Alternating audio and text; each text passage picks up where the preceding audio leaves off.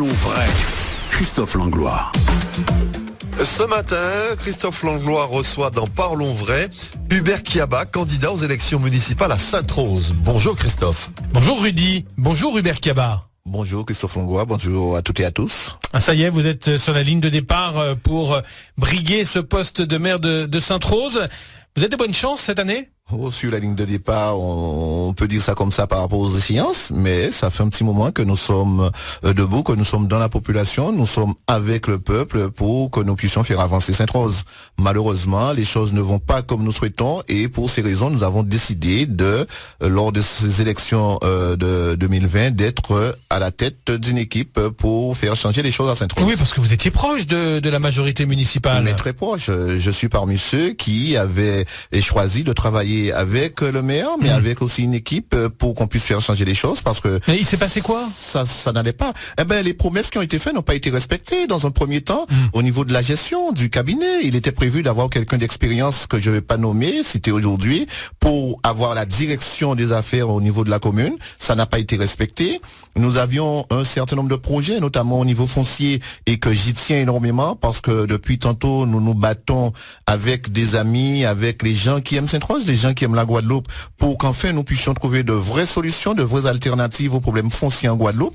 Et nous avons constaté que nous n'avons pas pu faire ce que nous avons promis, notamment dans le fameux conflit de Daubin. Nous n'avons pas pu gérer ça, nous n'avons pas pu régler ça. Vous avez été floué, vous vous êtes senti lésé ? Non, pas simplement floué, pas simplement lésé. Et je me suis promis que durant toute la campagne électorale, je n'irai pas sur ce cheval-là. J'estime que dans l'équipe, avec le maire qui est effectivement jusqu'à maintenant à la tête de cette équipe-là, n'a pas su faire ce qu'il fallait faire. Malheureusement, je ne dis pas qu'elle a été de mauvaise foi, mais je dis simplement, elle a montré un peu ses limites. L'attelage était bancal du coup, puisque vous n'êtes pas le seul au sein de cette majorité à avoir décidé de descendre de la selle. Je ne parlerai pas pour les autres, mais en ce qui me concerne, j'ai toujours eu un discours, et je pense qu'elle peut le témoigner très franc avec le maire, mais je constate qu'elle est un peu limitée. J'ai l'impression qu'elle s'est absorbée par la politique, par le monde politique, parce que lorsqu'on s'est mis à côté d'elle et qu'on avait envie de travailler, on avait dit qu'on ne cherchait pas un maire, on cherchait effectivement à ce qu'elle fasse rayonner sur la ville la femme politique, la mère de famille qu'elle était. Vos rapports avec Claudine Bajazet, quels sont-ils aujourd'hui ? J'ai des rapports cordiaux, on arrive à parler, mais malheureusement, comme je le disais, elle n'a pas effectivement, je ne dirais pas qu'elle a montré ses limites, mais elle a mis en place ce qu'elle pouvait faire à Sainte-Rose, et que par conséquent, ça ne suffit pas à la population de Sainte-Rose, ça ne suffit pas à la commune, et nous constatons malheureusement que les choses se dégradent de jour en jour, et que par conséquent, on ne peut pas continuer à cautionner un tel déclin à Sainte-Rose. C'est ce qui vous a poussé à partir en dissidence ? Partir en dissidence, c'est un grand mot, mais ce qui m'a poussé simplement à prendre des responsabilités que depuis tantôt que je prends. Je ne suis pas comme certains qui aujourd'hui se découvrent une âme de Saint-Rosien qui découvre la politique, ou alors qui découvre véritablement ce que c'est travailler pour une commune. Aujourd'hui, ça fait pratiquement plus de 20 années que je suis dans un premier temps à la tête d'un collectif où nous travaillons pas simplement sur Sainte-Rose, mais nous voyons ce qui ne va pas en Guadeloupe, et je suis à la pointe de ces actions là, et que par conséquent je continue, mais parler de dissidence c'est un grand mot. Ouais. Aujourd'hui le collectif il est un peu en sommeil pendant les élections municipales ? Pas du tout, nous continuons de travailler parce que nous estimons que... On vous voit un peu moins ? Ah non, je suis toujours là, je sais pas. Par contre la presse a quand même des obligations, et c'est vrai, je comprends parfaitement qu'il y ait des obligations, parce qu'on peut pas donner la parole à tout moment à des gens qui ont des ambitions, et aujourd'hui c'est vrai que nous avons décidé de traduire ce positivité que nous menons pour la population en combat électoral, parce que nous estimons que il n'y a pas mieux pour gérer ton mouvement, pour être à la tête d'un projet, et que les amis m'ont proposé d'y être. L'heure du changement a sonné, c'est ce que vous venez de nous dire. Ça va être quoi le changement à Sainte-Rose avec Hubert Kiaba ? Alors, ça va être déjà la prise en compte des problèmes réels de la population. Ce qui n'est pas le cas aujourd'hui. C'est pas le cas. C'est pas le cas et je ne me tuerai pas effectivement à le dire, mais je constate véritablement, et je ne suis pas le seul à le faire, que nous avons des agents, nous avons un personnel communal qui est laissé à l'abandon, que les choses ne se font pas. Nous avons des cadres, des chefs de service qui ne savent même pas leur mission. Il n'y a pas véritablement de capitaine dans le bateau. Nous constatons qu'il y a une souffrance au niveau de nos personnes âgées. Aujourd'hui, nous disons que certes, et je l'ai dit l'autre jour, mais je pense que un politologue l'a un peu détourné, j'ai dit qu'il n'est pas normal que dans une commune comme Sainte-Rose, qu'il y ait 40% de ces personnes âgées qui touchent même pas le minimum vieillesse. Et qu'aujourd'hui, ça m'est arrivé d'aller au centre social et de savoir qu'il y a des gens qui touchent 16 euros pour leur retraite. 16 euros pour leur retraite. Alors, lorsque nous disons ça, nous ne disons pas que la commune va mettre la main à la poche. C'est pas la responsabilité de la commune. C'est pas la responsabilité de la commune, mais lorsque nous avons un centre communal d'action sociale, où nous avons des agents qui sont là pour accompagner ces personnes-là, eh ben, nous allons nous faire le devoir que lorsque la personne va pousser les portes de la commune, ou que même avec quel argent? Avec quel argent? Nous n'allons pas effectivement. Il n'y en a pas, visiblement, à Sainte-Rose. Comme je l'ai dit, concernant ces problèmes de personnes âgées, et je le redis, il n'est pas question que la commune qu'on mette la main à la poche. Nous estimons qu'il y a des lois. Aujourd'hui, en Guadeloupe, et comme en France, le minimum vieillesse est à pratiquement, c'était à 800 euros, maintenant c'est à 1000 euros.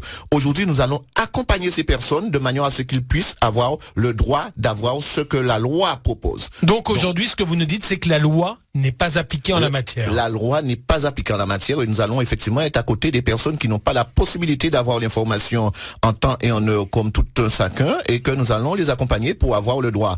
Aujourd'hui, nous disons aussi que lorsqu'on rentre dans ces services-là, il n'est pas normal que le citoyen, la personne âgée qui a envie d'aller au centre communal d'action sociale, eh bien, qu'il puisse pas rentrer. Aujourd'hui, on a l'impression qu'il faut serrer les dents et cintrer les fesses pour entrer au CCAS. Donc, ce sera aujourd'hui le point d'orgue de votre campagne, les personnes âgées. On fait quoi pour les jeunes, de la commune de Sainte-Rose? Les personnes âgées dans un premier temps. Au niveau des jeunes, nous estimons... Vous n'allez pas les oublier quand même. Mais non, pas du tout. Nous avons véritablement, lorsque vous allez voir, nous allons sortir un programme.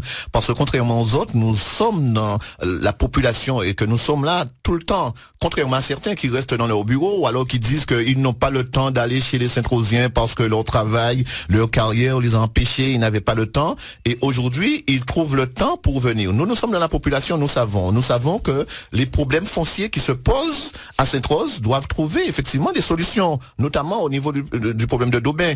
Mais au-delà de ça, au niveau de l'aménagement du territoire, je reviendrai sur les jeunes tout à l'heure, nous disons qu'il n'est pas normal que on parle d'éducation, on parle de notre jeunesse, on parle des écoles. Et aujourd'hui, nous constatons par exemple l'école de Morne-Rouge, il est situé en plein zone rouge à Morne-Rouge. Ça veut dire qu'au niveau du plan d'aménagement de la commune, certes, c'est une compétence du préfet, le PPRN, le plan de prévention des risques. Mais c'est travailler avec la commune. Mais c'est travailler avec la commune. Regardez ce qui s'est passé à Saint-Martin. Aujourd'hui, on a décidé de faire en sorte à ce que les Saint-Martinois ne soient plus à Saint-Martin. La population a décidé de se rebeller, de se mettre dans la rue. On a outrepassé effectivement nos élus. Qu'est-ce qui se passe là-bas, à Morne-Rouge? Eh ben, à Morne-Rouge, il y a 2/3 de la population, il y a pratiquement plus de 400 personnes qui se retrouvent avec des logements, qui vivent au quotidien, notamment l'école de Morne-Rouge, notamment la chapelle, où les gens ne sont plus en droit ni de transmettre, ni d'améliorer,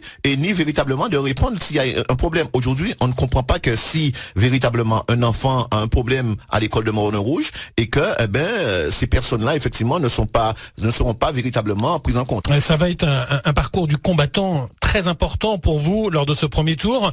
Vous êtes une dizaine de candidats, on l'explique comment cela? Oui, mais vous avez constaté que je ne parle pas de mettre des ponts et ensuite de faire venir les rivières après. Je suis effectivement très désolé et déçu de voir qu'il y en ait autant de candidats, parce que ça veut dire quelque part on n'a pas su se mettre ensemble. Mais j'ai l'impression... Les voix vont s'éparpiller, ça fait le jeu du maire en place. Bon, je ne dis pas que ça fait le jeu du maire en place, parce que le maire est dans son assiette, il est dans ses affaires. Mais je disais qu'on a l'impression qu'à l'approche des élections, à l'approche de la date fatidique, il y a des mémoires qui s'écoulent, il y a des gens qui perdent les raisons, et que nous avons tous envie d'y aller pour y aller. Les électeurs vont avoir du mal à s'y retrouver quand même. Les électeurs auront du mal à retrouver, sauf que les électeurs savent quand même qui c'est qui travaille véritablement. Nous n'allons pas venir pour dire que nous allons faire. Nous sommes là parce que nous avons toujours été là, et les électeurs sauront véritablement faire la différence entre les opportunistes, les gens qui se découvrent une âme sainte-rosienne, et les gens qui ont toujours été là à leur côté. Merci à vous, Hubert Kiaba. C'est moi qui vous remercie. Très bonne fin de journée. Merci. Hubert Kiaba, candidat aux élections municipales à Sainte-Rose.